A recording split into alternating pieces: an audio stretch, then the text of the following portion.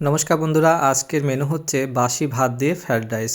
রাতের ভাত যদি কোনোদিন বেঁচে যায় সেই ভাত সকালে ফেলে দেবেন না, সেই ভাত দিয়ে খুব সুস্বাদু এই খাবার বানানো যায়। তো চলুন শুরু করা যাক বাসি ভাত দিয়ে ফ্রায়েড রাইস। প্রথমে ক্যাপসিকাম আর গাজরটাকে বেশ ভালো করে বটি দিয়ে কেটে নেব।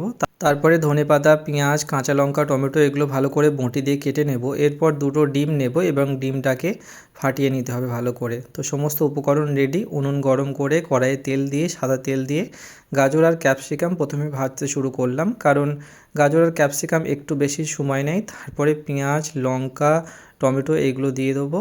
তারপর কিছুক্ষণ নাড়িয়ে চাড়িয়ে যে ফাটানো ডিমটা সেইটা এর মধ্যে দিয়ে দেবো এবং ডিমটা বেশ ভাজা ভাজা হয়ে আসবে আস্তে আস্তে। এটাকেও ধীরে ধীরে নাড়াতে হবে। তারপর এর মধ্যে দিয়ে দেবো ভাত। তারপর এটাকে ভালো করে মিশিয়ে নিতে হবে। অল্প পরিমাণে নুন আর জিরে গুঁড়ো এর মধ্যে দিয়ে দেবো যাতে টেস্টটা আরও সুন্দর হয়। একটু ভালো করে নেড়ে চেড়ে উপর থেকে ধনে পাতার কুচি ছিটিয়ে দেবো যাতে টেস্টটা আরও সুন্দর হয়। তো আমাদের বাসি ভাত দিয়ে ফ্রায়েড রাইস মোটামুটি তৈরি। তো বন্ধুরা, ভিডিওটা ভালো লাগলে অবশ্যই লাইক করুন আর চ্যানেলটাকে সাবস্ক্রাইব করে দেবেন।